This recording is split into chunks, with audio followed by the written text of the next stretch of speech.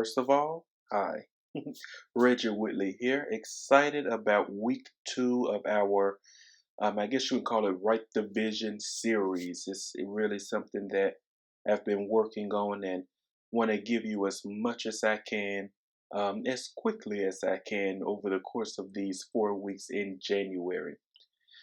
So what we're gonna do, of course, we talked about last week. If you didn't catch the podcast last week, go back to the episode of from last Monday, and hear part 1 where we talked about the first 3 of the 12 areas of vision. This month, we're just focusing on writing the vision for our lives, being the chief visionary of our lives, because it's so important to actually create vision, get a vision for your life, write it down, or make a board, do whatever it takes to make a visual, because we need to see things that we have in our hearts, in our minds, in our spirits. And so it's just so important to not just try to remember it, not just think it up. We need constant reminders. So that's why I always encourage everyone to get pen and paper at the least, to write it down, or like I said, create a board, create some type of visuals. If you have to do like a traditional vision board where you cut out um, magazine pictures or cut out articles online, just create something where you can see it throughout the year, because we're writing vision for our entire year. Like I mentioned last week, we dealt with a personal level of vision, our personal identity, our personal growth, our renewal and recreation. Personal identity, because so many people base their identity on what they are able to do and the things that they accomplish instead of who they really are. So many people also base their identity on what other people want from them, from them, have told them to act like, have told them to be like, instead of looking at who they really are. What is your core? Who are you outside of who others have told you to be? And then personal growth.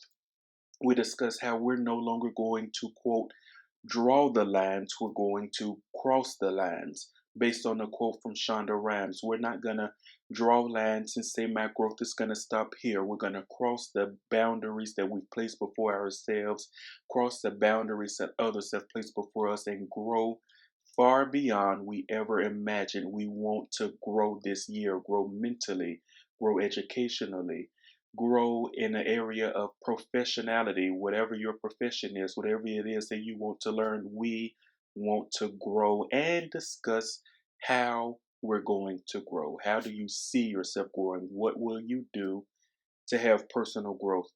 And the last one from last week was recreation and renewal. How will you relax? How will you rejuvenate yourself, revive yourself? So many people think about, we're going to do this, we're going to accomplish this, we're going to build this, we're going to grow here, we're going to do this, that, and the third, but they don't think about how they're going to rest. A body that is never rested will break down.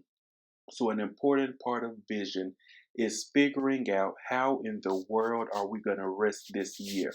Are we going to go on a vacation? Are we going to go on a staycation, a real one, where we turn our phones off and we get away from social media? We stop watching the news. We don't know what's going on.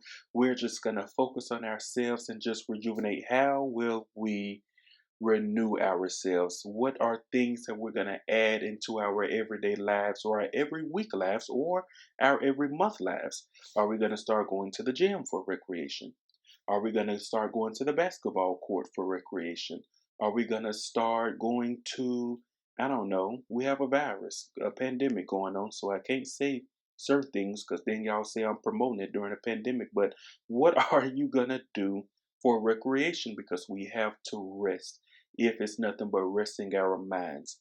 And so those are the 3 things that we spoke about last week. This week we have 3 more things, and I'm really excited to just jump right in. So the first thing is spiritual growth. How will we grow spiritually? What steps will we take in order to live more authentically? How will we give back? Do you know that giving back is a spiritual act? That is spiritual growth. How will you give back? How will you give into the poor? How will you give into the needy? What? How will you set aside time for spiritual growth? Are you going to set aside a day per week? Are you going to set aside a certain hour per day?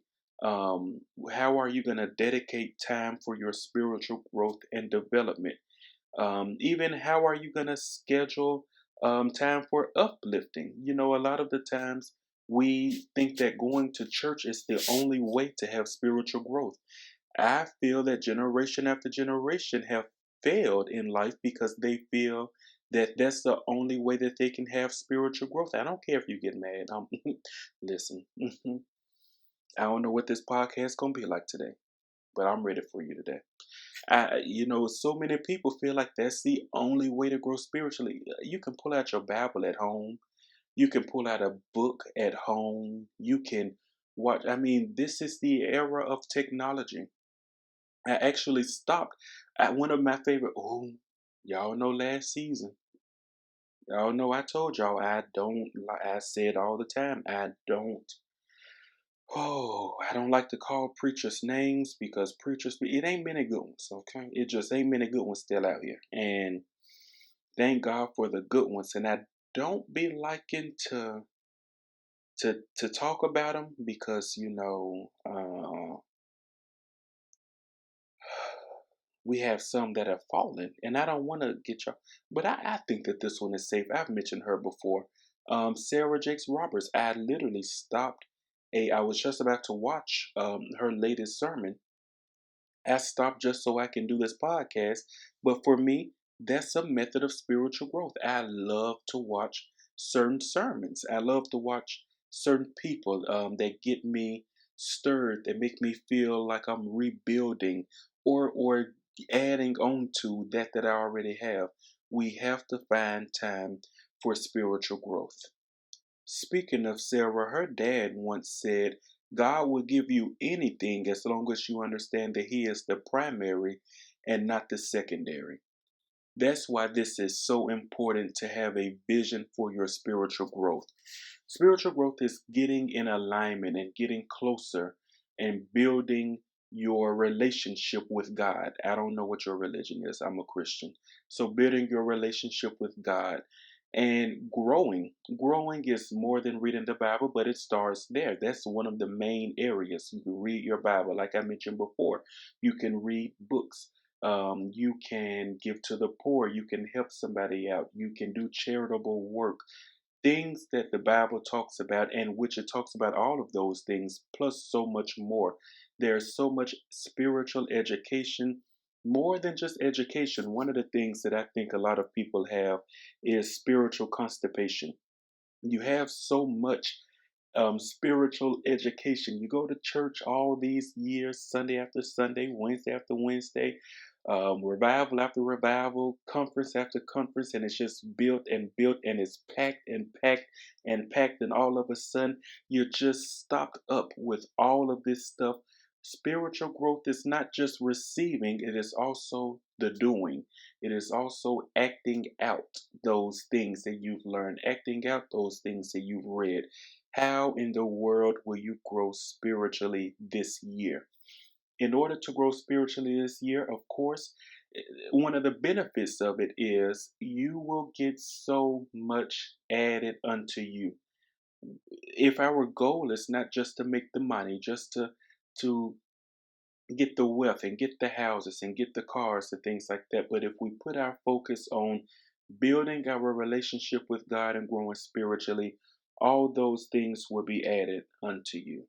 Because even Matthew 6 and 13 says, but seek ye first, the kingdom of God and his righteousness, and all these things will be added unto you. It's literally scriptural. When you seek him first, when you seek righteousness first, all of this is spiritual growth. You'll get all of those things. It'll come. But one of the main things that we have to get a vision for this year, how will we grow? That means a lot of you see. I said this was going to be a short podcast. Did you see how fast I got started? I just jumped right in. And I was even trying to go down this road.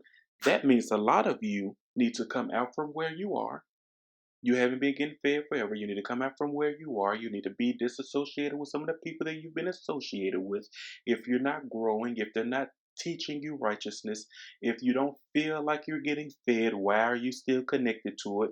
That's why this year is the year. Don't think, I mean, like, we hate that everything got shut down, right? But it works out for everything works together for the good of him who love the Lord. That's what the Bible says. That's what scripture says, and the call according to his purpose. But the thing is, one of the benefits of it is you don't even have to be, you have had time to reevaluate. Is this where I need to be? I've been here for so long. Is this where I need to be? Am I comfortable here? Am I growing here? This is supposed to be a hospital. Now I'm talking about your church if you didn't know it. This is supposed to be a hospital. Am I getting fed? Am I getting healed? Am I getting delivered? Am I getting freed? Filled?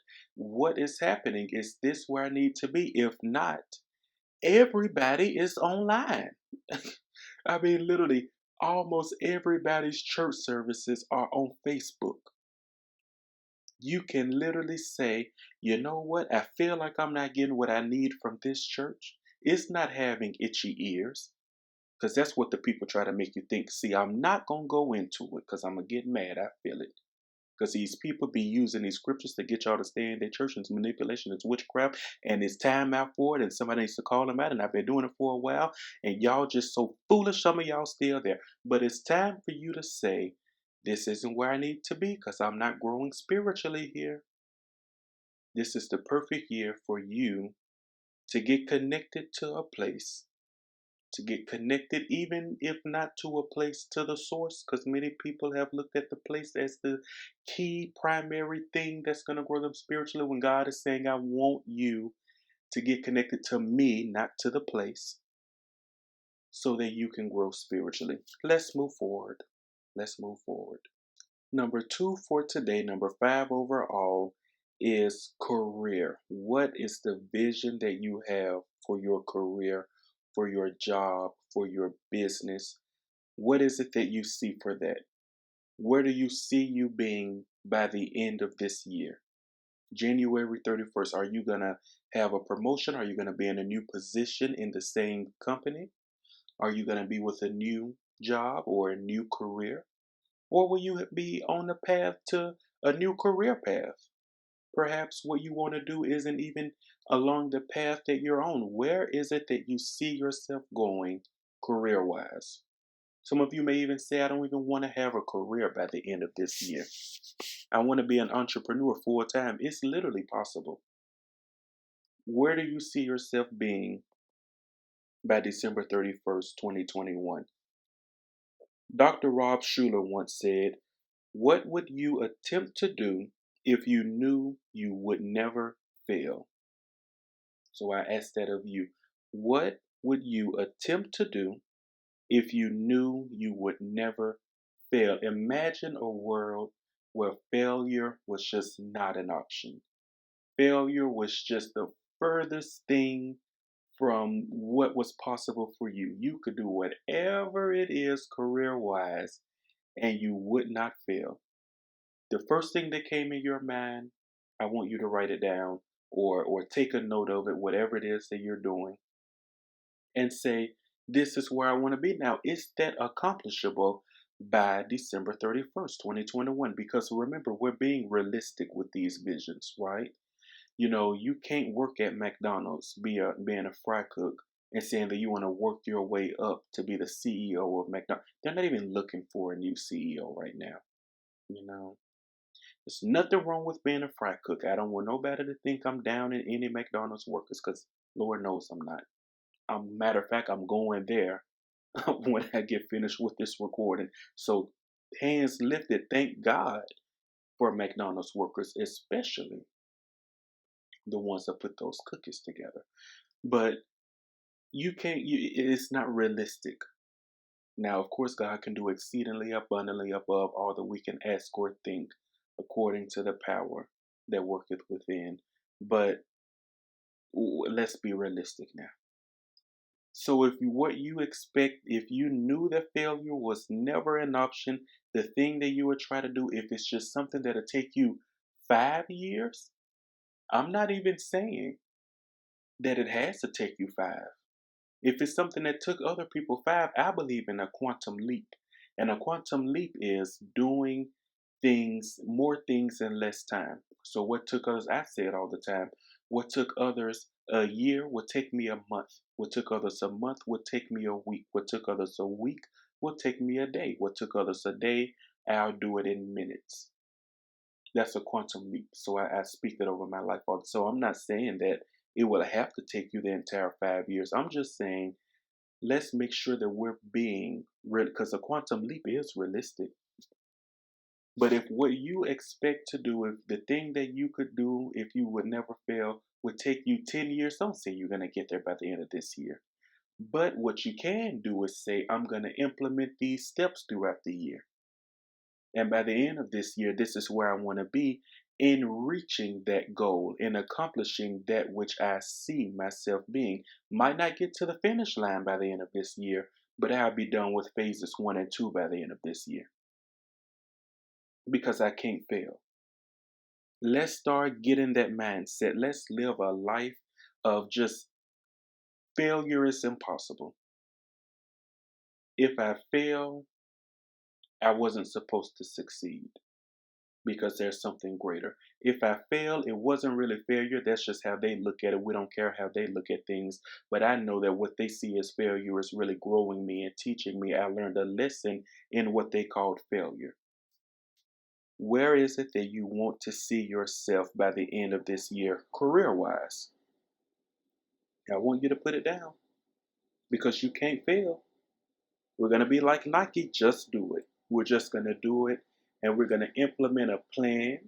We're going to get what we see by the end of this year, and we're going to say, this month I'll do this month I'll do that month I'll do this.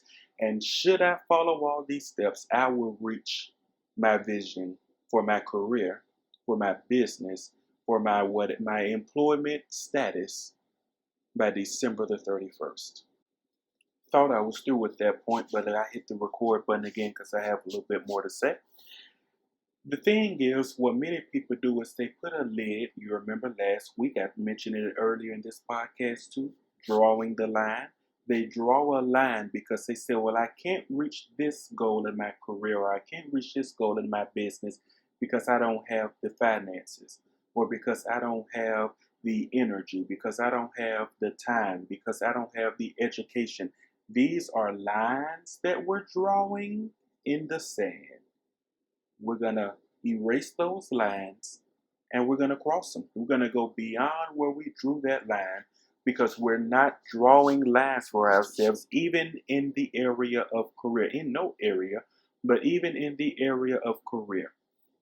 You want to do something because, but you're scared to do it because you don't have the money, or you feel like you're not able to do it. Figure out a way. Still put it down by December 31st. This is what I want to do. I want to have this business started. Let me do some research here in January. It'll take an estimated amount of this to reach that goal in my career, in my business, whatever. Figure out how you're going to get it. Well, I work a little part-time job. Get a side hustle. You ain't even got to get a side job. Do you not see all these people out here? Don't get me started on Shalandra Banks. That's my mama. I don't even know what I mean. I just be trying to figure it out. I'm just waiting on her to start going out here and building houses, okay? Because she's the queen of side hustles. I don't even be knowing. I don't even be able to keep up with it no more. So you don't have an excuse. You can get a side hustle and make the money. You can get you a part-time job. If you don't have a hustling, you just get you a part-time job. So it's okay. Get your part-time job, make some extra money. Reach out to some people. Well, I don't want to go in debt. You might have to get a loan. Who knows? You might have to reach out to some investors. Who knows? Stop drawing the line. Erase that line and cross over where it was. Well, I don't have the education. I'm not qualified. Do you not know? I mentioned it somewhere. I don't even know if I talk so much. I don't know if it was on a podcast, on the club. I don't know where I was.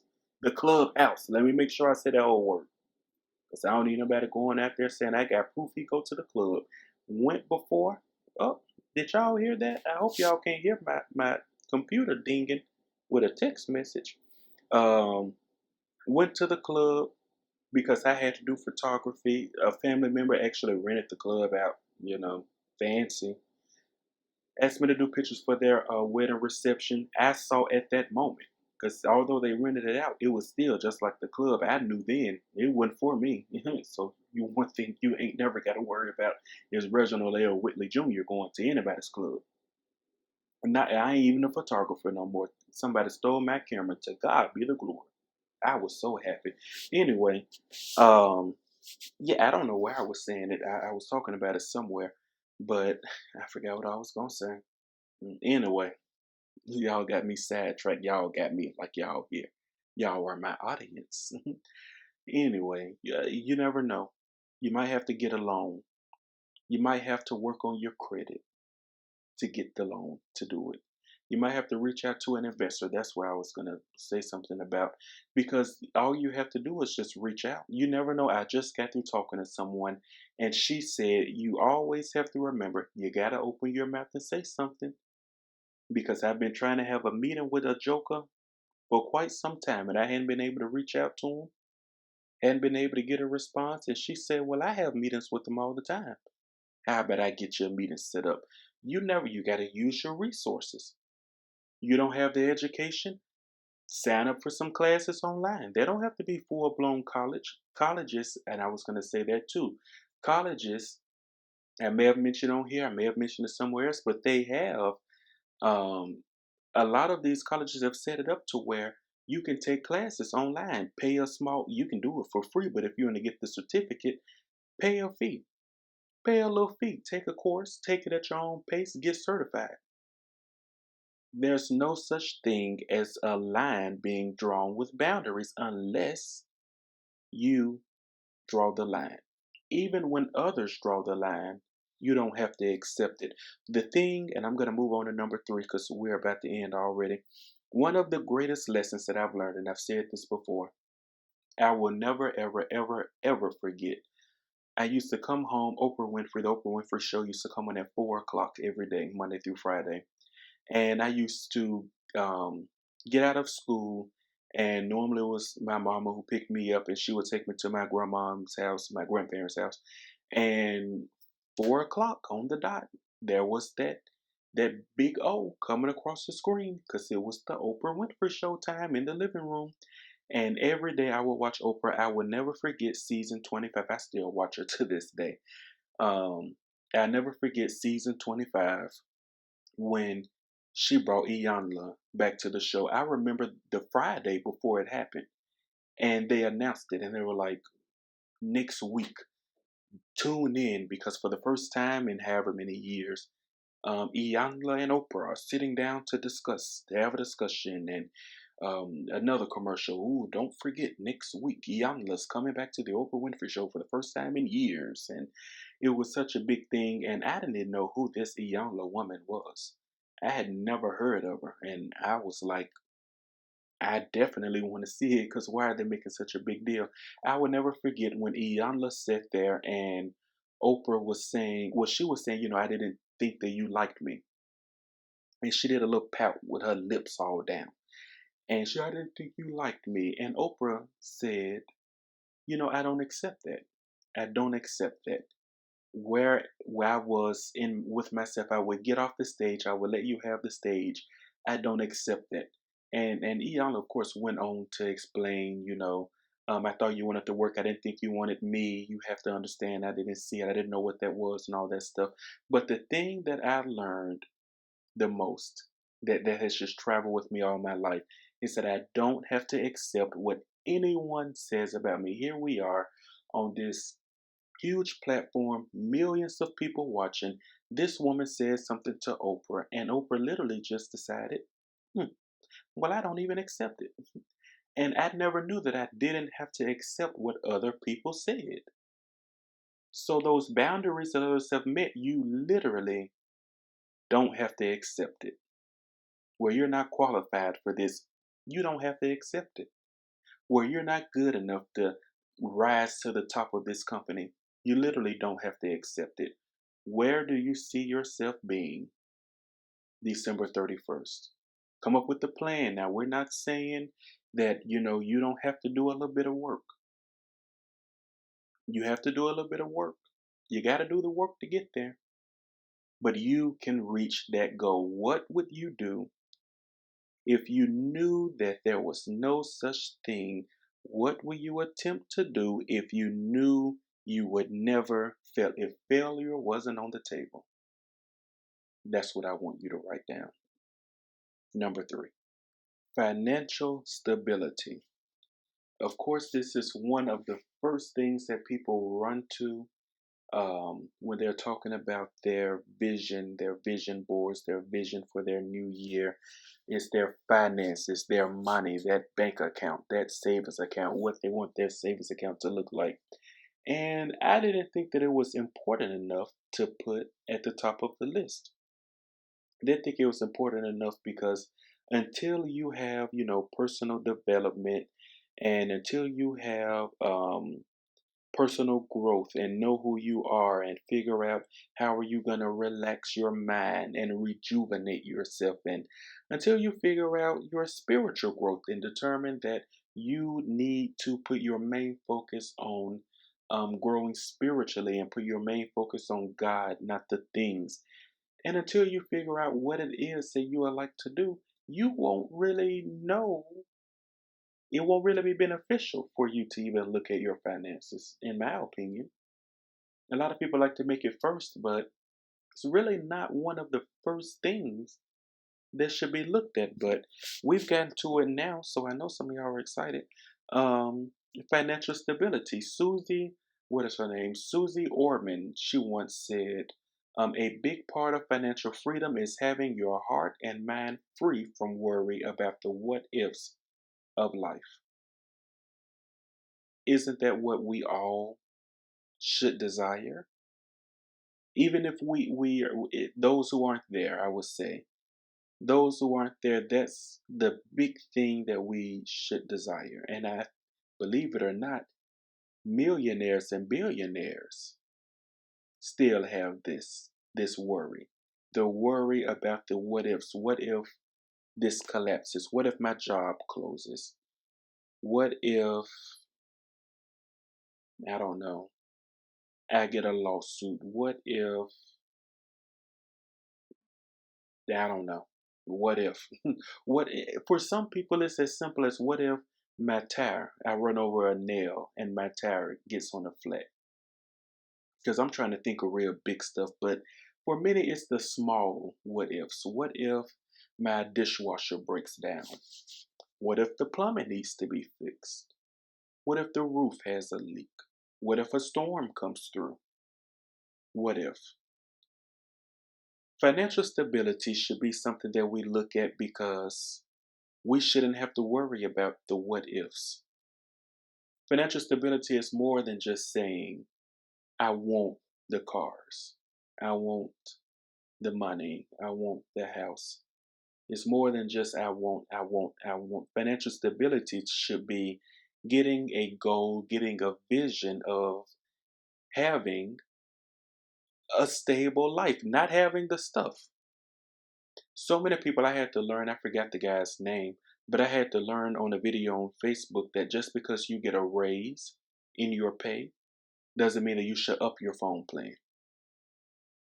So many people they say, well, I make more money now, so now I can do this. Well, I got a 10% raise on my job, so I think I can afford to trade this car in and get a new car with $100 more note. Because I can afford it. Yeah, you can afford it. But if that car that you had was doing you fine, why upgrade when you don't need to? Or even small things like, well, you know what? I got an extra 25 cents on the hour. Just great. So what I'm going to do is when I go to the store, I don't know why McDonald's is in my spirit. Guess because I'm getting ready to go there. When I go to McDonald's, I'm not going to get the small. I'm not going to order off the dollar menu. I'm going to order a number two. I don't even know what that is. Is that the two sandwiches? That's too cheap. I'm going to order the number four. If I'm not mistaken, the number four is a buttermilk crispy chicken sandwich. Might be wrong. But I'm going to order the number four.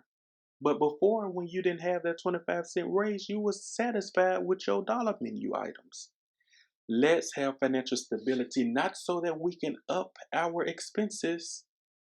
That's not the goal, because that's not financial stability. When you get more money, it's good to want more money, but that doesn't mean you have to increase your expenses. So we have to figure out what is it that we're going to do to increase our income while keeping our expenses at a minimum. Doesn't mean you have to live the life of a minimalist, although, sidebar, I'm close, y'all. I feel like I'm pretty close to living the life of a minimalist. I've gotten to the point now where when I go out, it's very rare that I go out, by the way. But if I go out anywhere, I'm alternating between two hoodies. They're black, some jeans. I have bukus of jeans. I probably wear maybe two, really one pair of jeans when I go out. The same one pair of shoes. I'm really close to being a man. Like, I don't need all the extras. I don't need the big fanciness of it all. I'm not trying to impress and all that stuff. So, anyway, we're coming back out of our sidebar. Commercial break is over. What is it that we're going to do to make sure that our expenses, we don't have to live the life of a minimalist, wearing the same thing, eating the bare minimum with very little to have, although it's good if you can, but I'm not saying you have to do that. We're just not trying to increase our expenses, because when you do, that throws off the stability. So let's answer these questions. What are your immediate and long distance financial needs and goals? If you're not making enough, what are you going to do to make enough by the end of this year? If you're living paycheck to paycheck, what are you going to do between now and December 31st? Because again, we're only looking at this year for right now. So what are you going to do between now and the 31st of December of 2021 to make sure you're no longer living paycheck to paycheck? Are you going to find a new job? We're going back to career. They tie in, if you hadn't noticed. Are we going to find a new job, new career path? Are we going to get some new certifications so that we can try something new to get an advance? Are we going to start a side business, a side hustle? What are we going to do to meet and satisfy those needs? It's not normal. Even if it is normal, it's not okay to live paycheck to paycheck. So what are we going to do to break that? To not have just the bare minimum. What are our financial goals? Your needs are the things that you have to have. You have to have your rent or your mortgage paid, right? Because you have to live somewhere. So what are you going to do to make sure that those needs are taken care of? What are you going to do to make sure that your needs for groceries are taken care of? But what are your financial goals? Those aren't really needs, but those are goals. My goal financially is to have this amount in the savings account, because I don't want to have to worry about the what ifs of life. So I'm going to have some money in my savings account just in case the what if happens. I don't have to worry about it. I don't have to stumble. I don't have to worry. I don't have to fret. I don't have to cry. I have a savings account. What are you going to do to have a workable budget? If you don't have one already, you should have a budget. You shouldn't just go out and spend whatever. Even if you have the money and you have the ability to go out and go to whatever, maybe it's just because I don't really go nowhere. I don't like malls, because even before COVID, I didn't like being around people and stuff. But I guess that's why I'm thinking about a restaurant. Just because you can afford to go to this particular restaurant, is that in your budget? You should still create a workable budget. Revise it as you go along. Don't revise it to say, well, I make more money now, so let me make my budget a little more. No. Create a budget to where you can be comfortable. So one of the things that I do is I have three bank accounts. I have one that's just my regular checking account. I have one other checking account. I have a savings account. So my savings account, I just put money in there to just save it. My second checking account, I actually have it to pay all of my bills. So all of the bills that I have, that money goes into that one account. And what is left over is in my regular checking account. So that is one of the ways that I budget. So I mean, checking accounts, one of them is free, one of them is $5 a month. So that's not, it's just $5 a month. So that is a good idea for other people to have. When you know you have your bills coming in, get a second checking account and have all your bills coming from there. That way you know what you have. You will never, like, I will never overspend because all of my money is in this one checking account that I need for my bills. Whatever's left over, I know that I can have that because I've already put money in savings and I already have my money set aside for bills. So that's the one way that you can create a budget. Do you have a retirement plan? What does that look like for you? I know we're just talking about 2021, but you can start this year preparing for your retirement. Do you have a savings plan? Do you have an investment plan? What is that going to look like this year? Are you going to start one this year? Are you going to start your savings account this year? There are some people who aren't able to start a savings account this year. We're focusing more so on um, making sure that the needs are met and making sure that we have a budget. That's fine. But for those of us who are able, what are your plans for investing? What are your plans for saving? So we have to make sure that we have a vision for financial stability, something that's stable, isn't shaken. You know, when storms come, buildings don't move. Typically, not good sturdy buildings.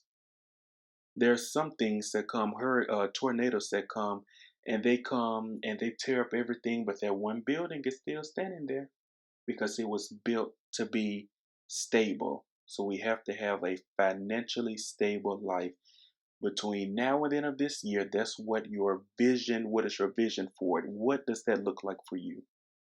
So that no matter what storm comes, no matter what if of life comes, your finances will still be stable.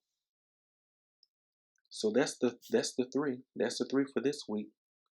Went a little longer than I expected, almost as long as I did last week. I'm really shocked. But again, so we have up until now, we have 6. So that means we're half done. Again, we have your personal identity, personal growth, recreation and renewal. And then this week we got to the spiritual growth, career, and your financial stability. Next week we'll have 3 more. I really want you to take these seriously. I really want you to sit down, give it some thought. Again, vision is one of the most powerful tools, and it's really a weapon. It's the most powerful weapon that you have in your life. When you can see it, it will become way more accomplishable. That's why I want you to create a visual. Again, even if it's just writing it down and keeping it someplace where you can go back and reference it later.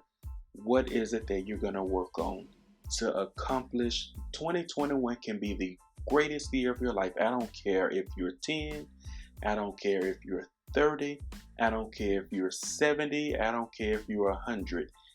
If you get a vision for this year, it can be the greatest year of your life. So that's why we're looking at vision. Come back next week. We'll have 3 more, and then we'll have the finale the week after that.